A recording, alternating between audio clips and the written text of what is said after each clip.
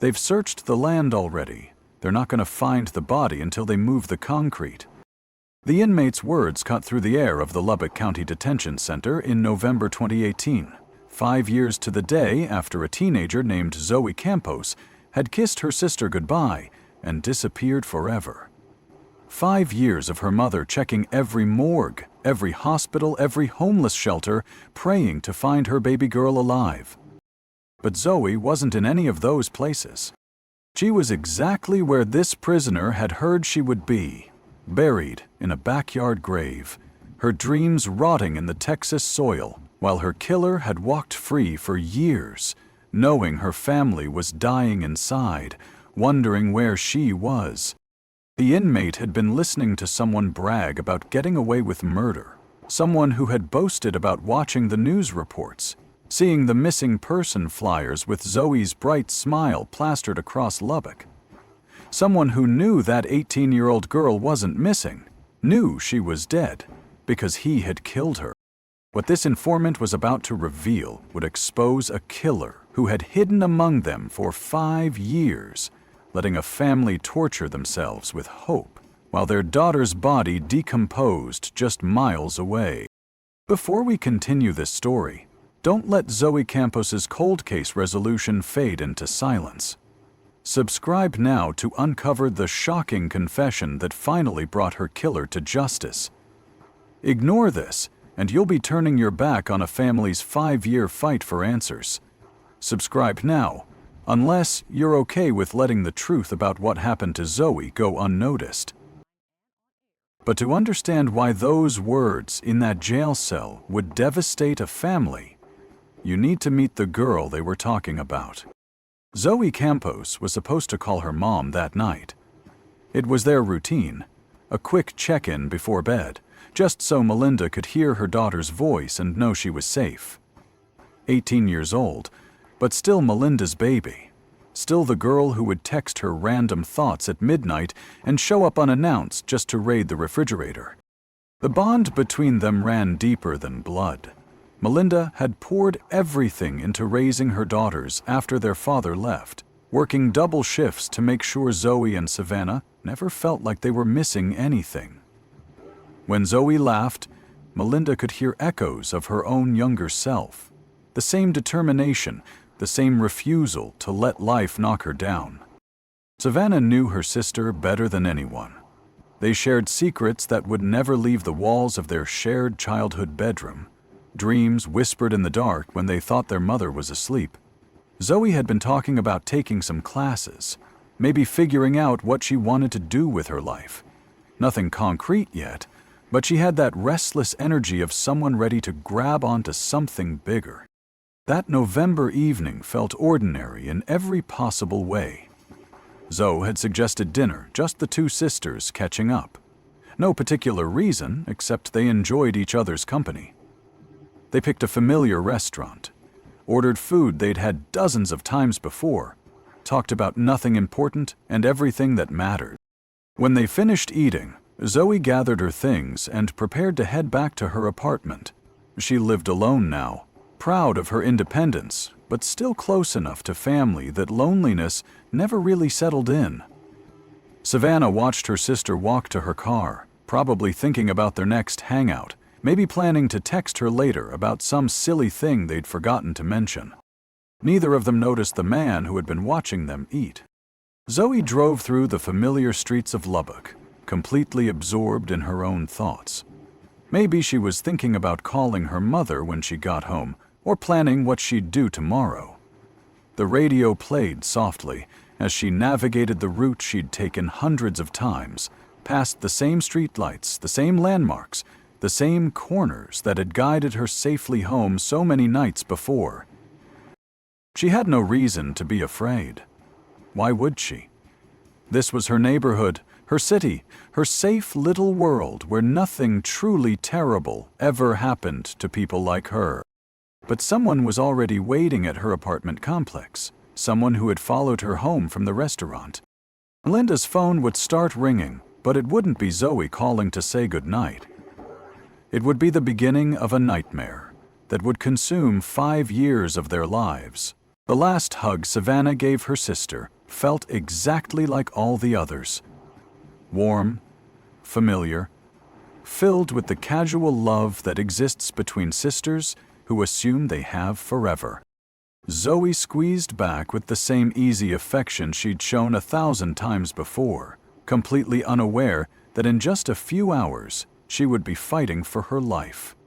As she gathered her things and prepared to head back to her apartment, Savannah probably felt that comfortable satisfaction of time well spent with someone who knew her heart. Neither sister felt the shadow of death hovering over their goodbye. Her family didn't know yet that their world had just ended.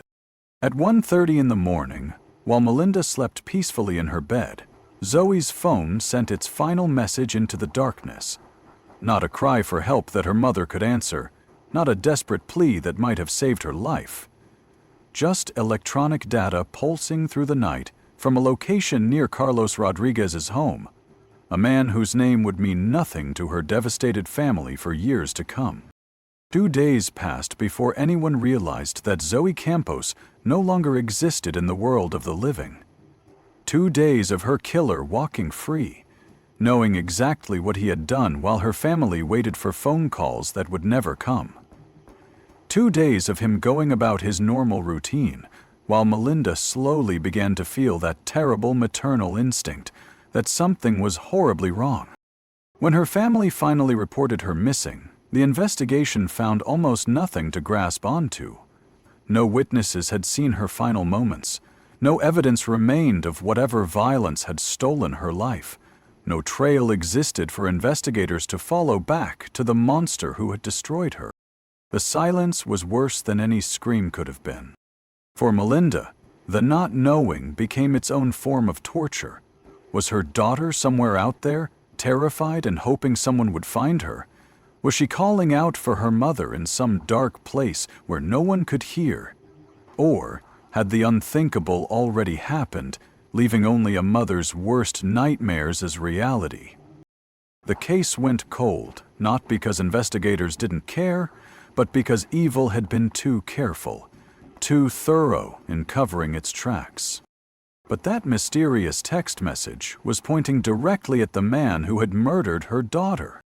For 5 agonizing years, Carlos Rodriquez would watch Melinda's suffering from a distance, knowing he held the answers that could end her torment and choosing to let her live in hell instead.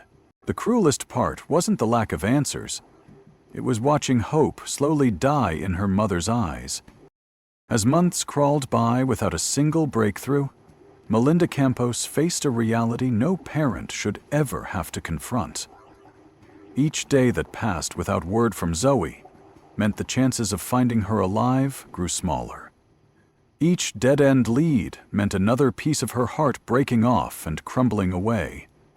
Each night of staring at Zoe's empty chair at the dinner table meant accepting that her daughter might never come home. The investigation hit wall after wall. That mysterious text message from 1:30 IME remained the only real clue, but even that led nowhere. The location near Carlos Rodriguez's home meant nothing to investigators at the time, just coordinates on a map with no apparent connection to Zoe's life. Without witnesses, without evidence, without any clear direction to pursue, the case began to feel like trying to solve a puzzle with most of the pieces missing. Savannah carried her own burden of guilt and grief. She was the last person to see Zoe alive, the last to hug her, the last to hear her laugh. Every conversation they'd shared that final evening played on repeat in her mind, searching for some sign she'd missed, some warning that might have changed everything. The weight of being Zoe's final witness became almost unbearable. As the first anniversary of Zoe's disappearance approached, the community that had once rallied around the Campos family began to move on. New tragedies demanded attention. Fresh headlines replaced old ones. The immediate urgency that had driven the initial search gave way to the quiet acceptance that some mysteries might never be solved. But for the Campos family, there was no moving on. Every birthday Zoe missed, Every holiday she didn't attend, every milestone that passed without her became a fresh reminder of the gaping hole her absence had torn in their lives. The not knowing was its own special kind of torture, worse than grief because grief at least provided certainty. Years passed. The case file grew dusty. Leads dried up completely. Investigators moved on to newer cases with fresher evidence and better chances of resolution.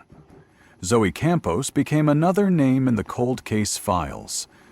Another family learning to live with unanswered questions. Then, in November 2018, exactly 5 years after Zoe vanished, someone decided to break their silence. An inmate at the Lubbock County Detention Center approached authorities with information that would change everything. He claimed to have heard something that could crack the case wide open, something about a man who had been bragging about getting away with murder. The prisoner knew exactly where Zoe's body was buried, and he was finally ready to tell. What this inmate was about to reveal would expose the monster who had been hiding in plain sight for 5 years, watching the Campos family suffer while he walked free. The words that would finally bring Zoe home came from the mouth of a criminal who had been listening to evil brag about itself. In the cramped confines of the Lubbock County Detention Center, conversations between inmates often reveal more than what happens in interrogation rooms. Men behind bars have nothing but time, and some of them use that time to boast about the worst things they've ever done. For years, one particular prisoner had been carrying the weight of something he'd heard, something so disturbing that it eventually compelled him to break the unwritten code of silence that governs life behind bars. Carlos Andrew Rodriquez had been running his mouth, and someone had been listening. The inmate approached authorities with a story that made their blood run cold. He claimed that Rodriquez had been bragging about getting away with murder, talking about it with the casual arrogance of someone who believed he was untouchable. But it was one specific detail that made investigators sit up and take notice. Something Rodriquez had said about concrete, about how authorities had already searched the land where his victim was buried. They've searched the land already. They're not going to find the body until they move the concrete. Those words carried the weight of absolute knowledge. This wasn't speculation or rumor. This was someone who knew exactly where a body was hidden, and felt confident enough to mock the investigators who hadn't found it yet. When authorities re-interviewed Carlos Rodriquez, they brought the full weight of this new information to bear. Here was a man whose name had been connected to that mysterious text message location from 5 years earlier, now facing accusations based on his own alleged confessions to a fellow inmate. The pieces were finally starting to form a picture, though that picture remained frustratingly incomplete. But Rodriquez wasn't ready to crack. When confronted with the inmate's claims, he denied everything. No, he hadn't killed anyone. No, he didn't know anything about a missing girl named Zoe Campos. No, he had no idea why his fellow prisoner would make up such horrible lies about him. His denials carried their own kind of weight, the practiced calm of someone who had been hiding a terrible secret for years and wasn't about to give it up easily. Investigators found themselves facing a familiar frustration. They had a lead that felt real, felt significant, but they still didn't have enough to break the case wide open. The interview rooms grew heavy with tension as both sides settled in for what felt like it could be another dead end. But Carlos Rodriquez was carrying a burden that 5 years of freedom hadn't been able to lift from his shoulders. The weight of what he had done to Zoe Campos was about to become too much for even a killer to bear, and his conscience was finally going to crack under the pressure. The truth about Zoe Campos' final moments came pouring out of Carlos Rodriquez like poison that had been festering in his soul for 5 years. When he finally broke, the confession didn't come during another tense interview room session. Instead, Rodriquez chose to bare his soul in a handwritten letter that he sent to a local news station, as if he needed the entire community to know what kind of monster had been living among them all this time. The words on that paper would shatter any remaining hope that Zoe's death had been quick or painless. According to Rodriguez's own twisted account, he had met Zoe through a mutual friend. She had come to his residence that night, trusting someone she barely knew, in a decision that would cost her everything. In his letter, he described smoking synthetic marijuana with her, a detail that would become central to his desperate attempt to justify the unjustifiable. Then came the part that made seasoned investigators struggle to maintain their composure. Rodriguez claimed the synthetic drugs had caused him to hallucinate, making him believe that Zoe was a demon. In his warped mind, this 18-year-old girl who had trusted him enough to be alone with him had somehow transformed into something evil that needed to be destroyed. The reality was infinitely more horrific. A young woman, possibly impaired and vulnerable, facing a killer who had lost all grip on humanity. He described wrapping his hands around her neck from behind. Zoe would have felt those fingers closing off her airway, would have clawed desperately at his grip as her vision began to fade. She would have fought with everything she had, probably calling out for her mother, for her sister, for anyone who might save her from the nightmare that was consuming her final moments. But there was no one to hear her cries, no one to stop what was happening. Carlos Rodriquez strangled the life out of Zoe Campos while she was a guest in his home, then spent the next 5 years watching her family torture themselves with wondering what had happened to their daughter. After murdering Zoe, Rodriguez had buried her body in a shallow grave in the backyard of his former residence. While Melinda Campos was checking hospitals and morgues, desperate for any trace of her missing daughter, Zoe's remains were decomposing just miles away in the Texas soil. Her car was dumped behind a nearby apartment complex. Another piece of evidence hidden in plain sight while her family lived in agony. When Rodriguez finally guided investigators to the burial site, they recovered the human remains that confirmed what everyone already knew, but no one wanted to believe. Zoe Campos was never coming home. For Melinda Campos, the confession brought a devastating mix of emotions that no mother should ever have to experience. After 5 years of not knowing, of hoping against hope that maybe Zoe was still alive somewhere, the truth felt like losing her daughter all over again. The relief of finally having answers was inseparable from the horror of learning exactly how much Zoe had suffered in her final moments. The confession revealed that for 5 years, while the Campos family had been living with the agony of not knowing, Carlos Rodriguez had been walking free, with full knowledge of where their daughter's body lay rotting in the ground. But the most sickening part was still to come. Learning exactly how long Rodriguez had been watching their pain, knowing he could end it at any time. Now the family that had suffered through 5 years of uncertainty would have to face him in court, where they would finally get the chance to look into the eyes of the monster who had stolen their daughter's life. The courtroom air was suffocating that August morning in 2022. Melinda Campos pressed her daughter's photograph against her chest, feeling her heart hammer against the frame. 9 years. 9 years since Zoe had walked out of her life and into a nightmare that was only now reaching its end. The wooden bench beneath her felt like ice. Around her, whispered conversations died as the bailiff called the court to order. This was it. The moment she'd both prayed for and dreaded since that first sleepless night when Zoe didn't come home. When they called her to testify, Melinda's legs nearly gave out. Each step toward the witness stand felt like walking through quicksand. The oath blurred past her, something about truth, about swearing, but all she could see were the faces staring back at her. Strangers who would finally hear what it meant to lose a child and spend 5 years wondering if she was still breathing somewhere. "Tell us about those years," the prosecutor said gently. The words came out broken, raw. "I couldn't. I couldn't even buy groceries without scanning every face, thinking maybe today I'd see her. Her voice cracked.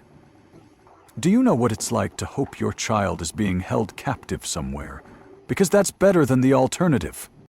Savannah gripped the gallery railing behind her, tears streaming. She remembered that last dinner, that last hug, that casual see you later that became their forever goodbye. Every birthday, every Christmas, every ordinary Tuesday. We set a place for her, Melinda continued, her voice barely a whisper now. Because what if she came home? What if today was the day? The courtroom was tomb silent. Even the court reporter had stopped typing. Then came the moment that would define everything. Rodriguez stood, his shackled hands trembling. The word fell from his lips like a stone into still water. Guilty. The gavel's bang echoed like thunder. Life in prison. Forever locked away from the world he'd tried to rejoin while Zoe lay buried in his backyard. But as Melinda watched him being led away, she realized something that chilled her to the bone. Justice felt nothing like she'd imagined. It was hollow, empty, because no sentence could bring back the sound of Zoe's laughter or fill the space at their dinner table. What happened next would determine whether Zoe's story ended in that courtroom or whether her memory would spark something powerful enough to ensure no other family would endure what the Campos family had suffered. Outside the courthouse, Lubbock, Texas exhaled collectively that August day. For nearly 9 years, Zoe's case had haunted this community. Her missing person posters a constant reminder that somewhere among them, a killer had been walking free. Now, finally, they had their answer. But the truth brought no comfort. The resolution that families across Lubbock had prayed for came wrapped in a revelation that chilled them to the bone. Zoe hadn't been taken by some faceless stranger in a moment of random violence.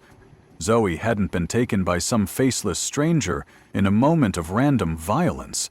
She'd been murdered by someone she had met through a mutual friend. Someone who had contacted her on Facebook and convinced her to meet at his house. Someone who had lived among them, carrying his secret for 5 agonizing years while her family searched desperately for any trace of her. The guilty verdict echoed through a community that had never quite felt safe since that November night in 2013. Parents who had held their children closer, who had installed extra locks and implemented earlier curfews, discovered that all their precautions couldn't protect against the kind of evil that hides behind familiar faces. For those who had organized search parties in those early days, who had shared her photo thousands of times on social media, who had never stopped hoping she might somehow still be alive, the finality was devastating. Their worst fears had been confirmed. Zoe had been gone from the very beginning, buried just miles from where they had frantically distributed flyers and canvassed neighborhoods. Yet something powerful emerged from this darkness.